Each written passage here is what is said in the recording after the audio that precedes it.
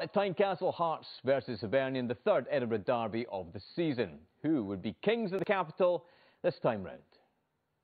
He can't fight the friction. Murray gets away from Suter. Murray fires it to him. Takes his spaces. Ollie Shaw. The opening goal. No. It's off the line. The ball's in. Across the line. Hearts have scored. McLaren turns, shoots like we did. The Hibs fans gleefully sing "Are You Watching?" Craig Levine.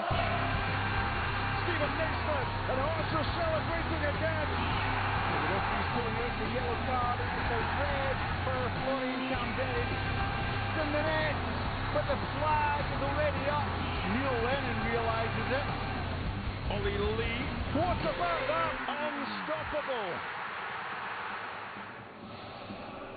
Hearts are boosted by the returns of Smith and Ikpeazu. The former's been out since the cup win over Talbot. Bobby Burns gets a first league start with Ollie Lee back in as well. He was the derby hero the last time around.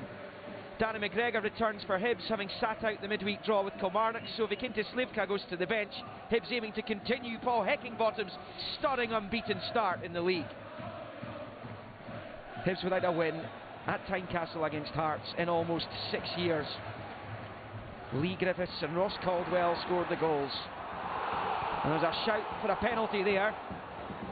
Sean Clare came off Stevenson. Camberry didn't know much about it. Here's Mulroney, who really has had a new lease of life in recent times, and it's great play from him. Gray scoops it over. The Hearts have been the better team so far. Horgan. Oh, it's going to drop to Camberry. Big chance. Hibs' best of the game up to press. Falls for Florian Camberry. Berra he didn't get too much on that. This is Ikpeazu. Left by Smith for Clare. He's bundled to the ground by Omionga. And Hearts have a free kick just outside the box.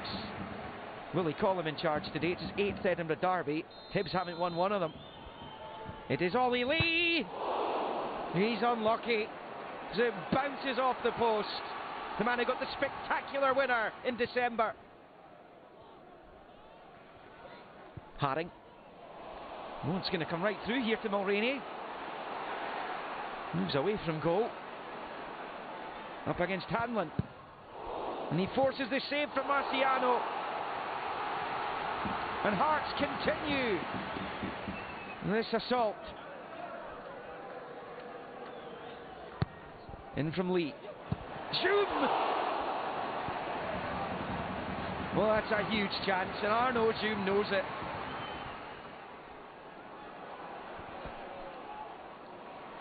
Mulroney.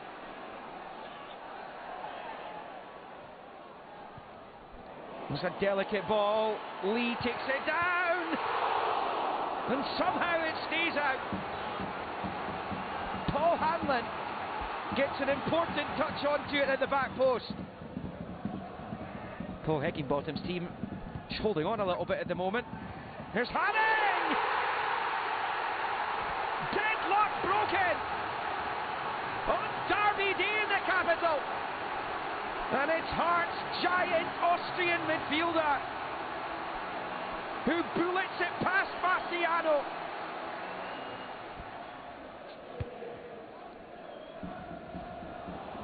It's going to drop favourably for McNulty.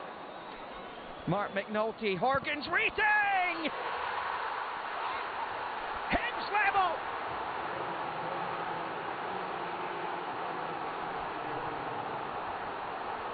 Darryl Horgan sends the Hibs fans in the school end into raptures.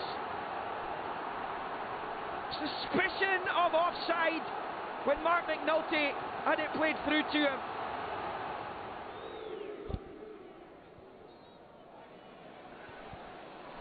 Lee to Mulroney. Hearts continuing to put the pressure on the Hibs defence despite the concession of the equaliser. Marciano gets a fist onto it.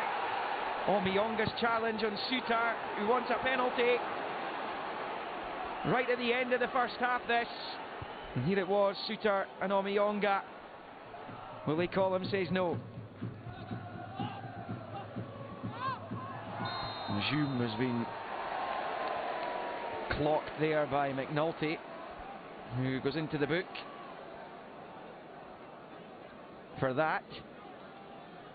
Studs on top of Hume's foot. Smith. Sean Clare. He might have needed a more delicate ball than the one he provided in the end.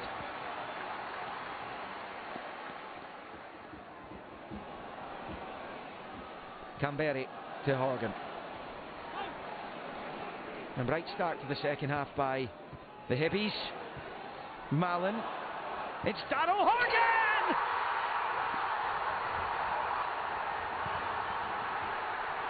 A sensational goal! Horgan doubles up, and Hibs have come from behind. Omiyonga. McNulty! Could have won the derby with that. Hibs unbeaten in the league under Paul Heckingbottom. He's made the best start by any Hibs manager since the Hugh Shaw days. And the Hibs fans will know how that went. But here come Hearts! And that's a massive opportunity for Jake Mulroney to square the game. Piesu trying to ragdoll McGregor. Hanlon clatters into the challenge. He had to. And it's a terrific challenge. And Hearts ended the long wait for a win at Easter Road. Are Hibs about to end the long wait for a win at Tynecastle against their derby rivals? It's Piesu. It's over from Marciano. Better from Hearts. Craig Levein hasn't seen enough of this from his team in the second half. Mallon takes it. Oh! Unbelievable effort from Stevie Mallon.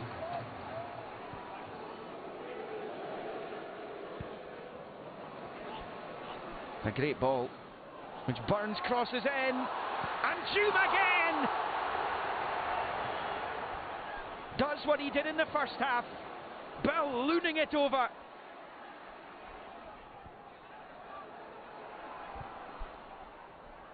That's Milligan. Here's Omiyonga.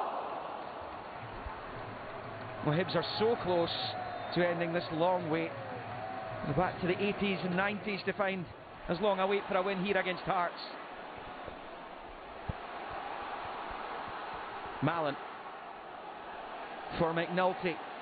Oh, it's a great take as well. Zlamal saves. Great counter from Hibs. Seen plenty of that in the game. Craig Levein coming under a bit more pressure. Semi-final against Inverness next week. This is Haring. It's over from McLean. And is that it? Watches are being looked at. Through our poor finishing, not our play was good, our effort was good, our intent to go forward and score was good, but we just didn't put the ball in the net. Yeah, delighted. You know, one thing I had in my head was celebrating in front of the fans at the end of the game, and luckily enough we've been able to do it. Thanks to a real gutsy, determined performance by the players. Yes, Hibs with their first win at Tynecastle in 6 years. Darryl Horgan very much to the fore. Michael Stewart, you were there yesterday. Was it a deserved victory for Hibs? Yeah, I think across the whole game, moments of quality from Hibs were the difference in the game, and I think nobody could argue against Hibs taking those 3 points. This was the first goal. There is no doubt that McNulty is just offside as Canberry flicks that on. Very, very tight.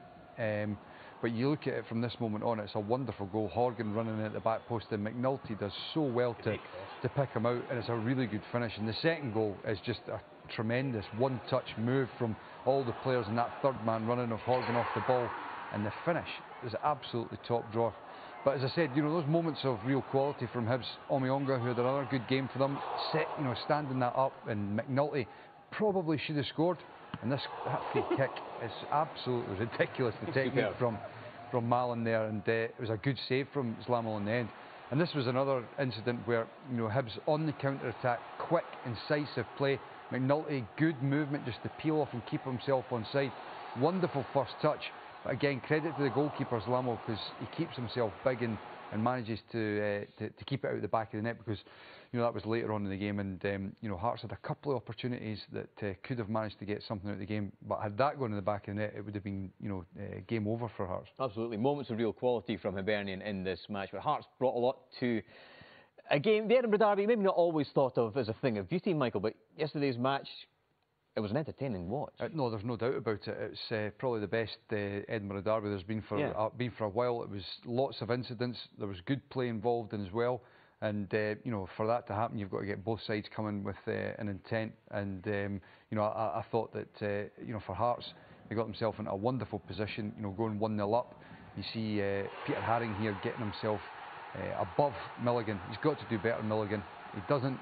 And you know, when Hearts get that first goal, 16 times Hearts had taken the lead this season, and they've only lost once before this game.